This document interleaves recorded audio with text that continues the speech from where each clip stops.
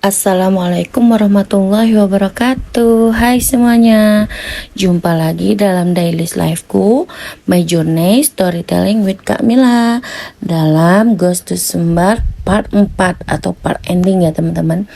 Nah, ini lanjutan dari hari kedua kemarin ya teman-teman, dari part ketiga di video aku part ketiga ya. Tapi ini hari kedua ya. Ini aku ambil videonya potongan dari video part ketiga teman-teman. Tapi ini masih hari kedua. Kalau di perjalanan aku Ghost to Sumbar ya teman-teman. Ini ngobrol dengan cucunya Syekh Sulaiman Ar-Rusuli. Nah ini obrolannya panjang dan lama banget. Terus aku cut ke hari berikutnya ya teman-teman. Nah ini pagi-pagi kita udah ke UIN Batu Sangkar. Ini kita mau menghadiri pemberian gelar profesor atau gelar penghormatan profesor kepada cucu Kiai tadi yang diajak ngobrol sama suamiku ya teman-teman. Nah ini kita udah ada di gedung auditorium. Jadi yang hari ini mau diberi gelar penghormatan tuh ada 2 orang loh teman-teman gitu.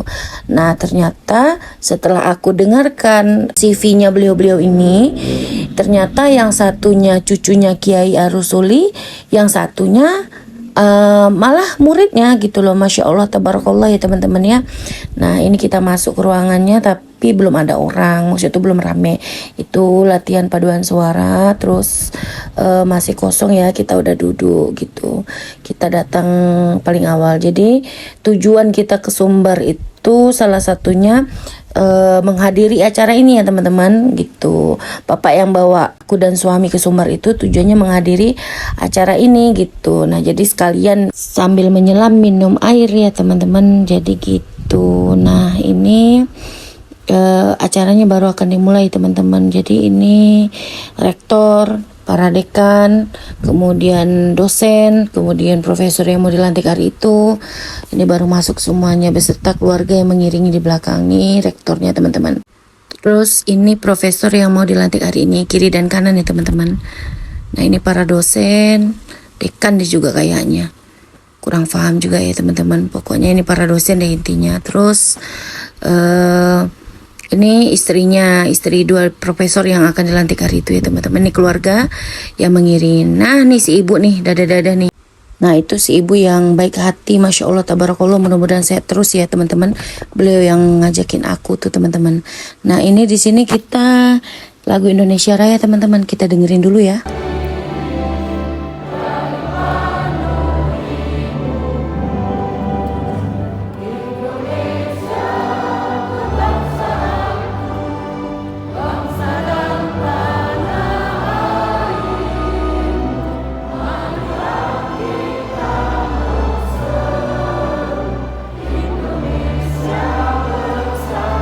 Pada mau ngelanjutin lagunya ya, lanjutin sendiri-sendiri aja ya teman-teman. Nah ini ditampilkanlah profil kedua profesor. Nah ini beliau ini murid dari Syekh Sulaiman Ar-Rusuli. Jadi beliau ini adalah seorang santri dulunya gitu. Nah beliau ini diberi gelar profesor dalam pengkajian tentang fikih. Masya Allah tabarakallah ya.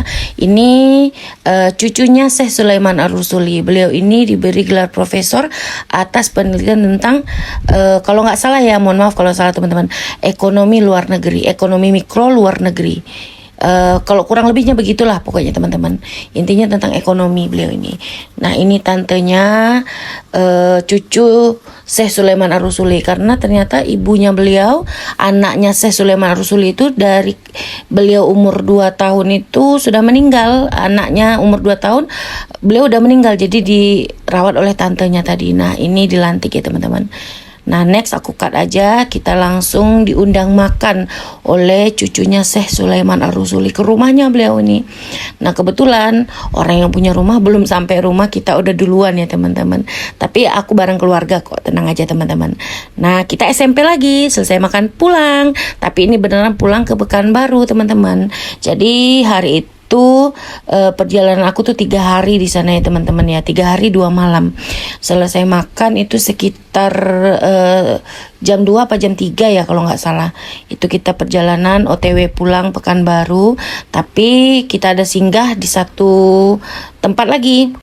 Ini searah pulang sih sebenarnya teman-teman, tapi tetap belok, yaitu ke Batu Hampar.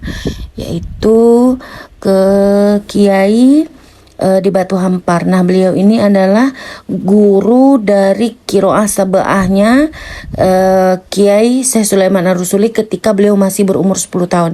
Jadi gurunya tuh dulunya adalah kiai di sini gitu. Nah, beliau ini adalah masih ayah darinya Bung Hatta.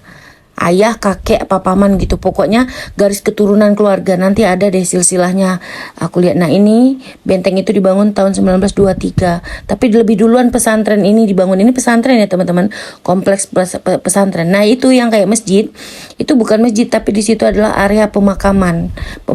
Nanti kita ada masuk bagian dalamnya teman-teman ya. Kita lihat nanti.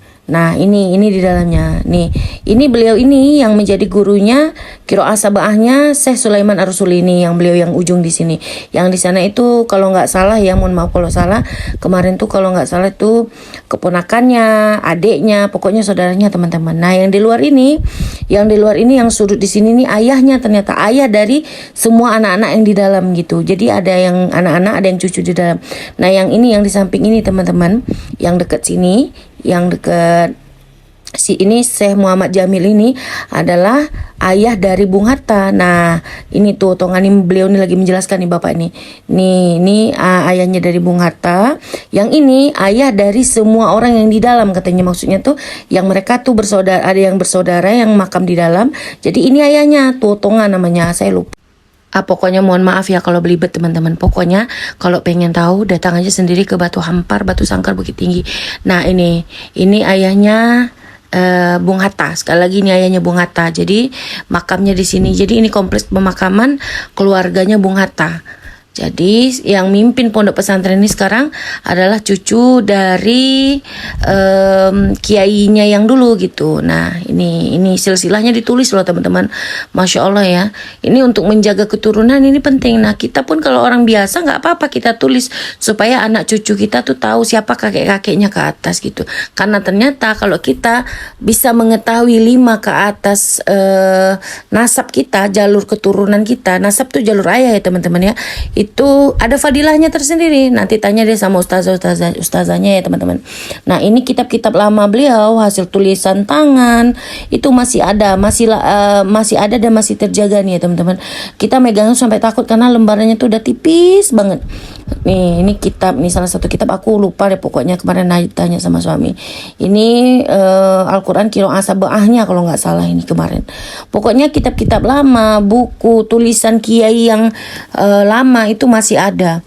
Dan masih sangat-sangat terjaga ya teman-teman. Kita tuh jadi hati-hati banget megangnya karena ya gitu deh. Nah, ini kebetulan kiainya lagi nggak ada di rumah, tapi ada yang penjaganya dan kita diizinkan masuk untuk melihat. Tadi itu bukan penjaga rumah ya teman-teman, tapi kayak semacam datu apa ya. Kalau orang Sumatera Barat ngerti deh, karena kan ada gelar-gelarnya gitu. Jadi beliau memang diamanahkan untuk menjaga ini gitu. Ini semacam manuskrip lama gitu. Jadi kita kalau ada tamu katanya itu diizinkan untuk datang dan melihat. Dan itu sering teman-teman. Orang dari Mekah, orang dari Jawa, kadang bahkan sampai nginap. Nah, kita lanjut ya teman-teman perjalanan dari sana. Dan kita singgah ke sini, makan serba jagung teman-teman. Nah, singkat cerita udah lanjut lagi perjalanan. Ini kita udah di Sanjay beli oleh-oleh teman-teman. Jadi jalan-jalan itu nggak ada salahnya ya teman-teman, asalkan kita niat perjalanan kita ini membesarkan keesaan Allah Ta'ala ya teman-teman ya. Seperti terniatkan untuk silaturahmi, mengunjungi keluarga, atau tadabur alam, kemudian ziarah ulama, silaturahmi ke ulama, ustazah begitu. Jadi ada maknanya, ada intinya, kemudian ada hikmah yang bisa kita ambil gitu. Nah, hikmah yang bisa aku ambil dari perjalananku adalah teman-teman, manusia hebat adalah sebuah mahakarya, sebuah seni lukis yang mana dia adalah kanvas. Orang tua adalah kuas dan para guru adalah catnya.